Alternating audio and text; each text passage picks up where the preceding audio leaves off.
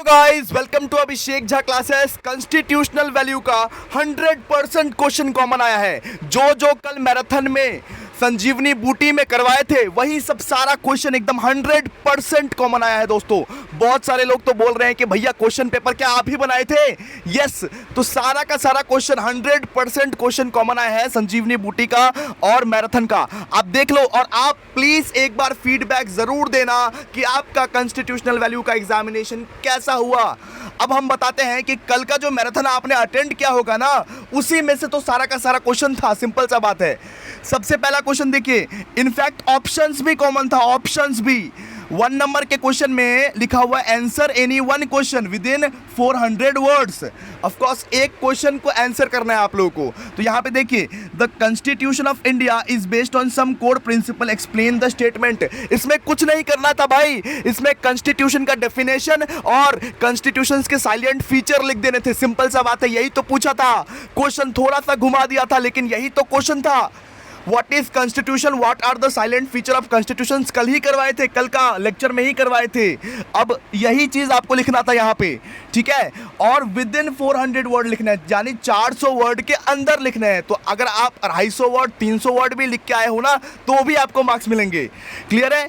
लेकिन अगर आप इसको अटेम्प्ट नहीं भी किए होंगे तो दूसरा वाला क्वेश्चन भी हमारा कॉमन था। दूसरा वाला क्वेश्चन भी हमारा कॉमन था, छपा हुआ क्वेश्चन कल ही करवाए थे। मैराथन में चिल्ला चिल्ला के पढ़ाए थे।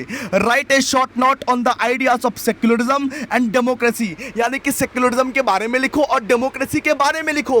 कल चिल्ला चिल्ला के पढ़ाए थे और 20 मिनट्स रिविजन सीरीज में चिल्ला चिल्ला के पढ़ाए थे, मैराथन में चिल्ला चिल्ला के पढ़ाए थे। और क्या करे बताओ, संजीवनी बूटी में ये सब सारे क्वेश्चंस था।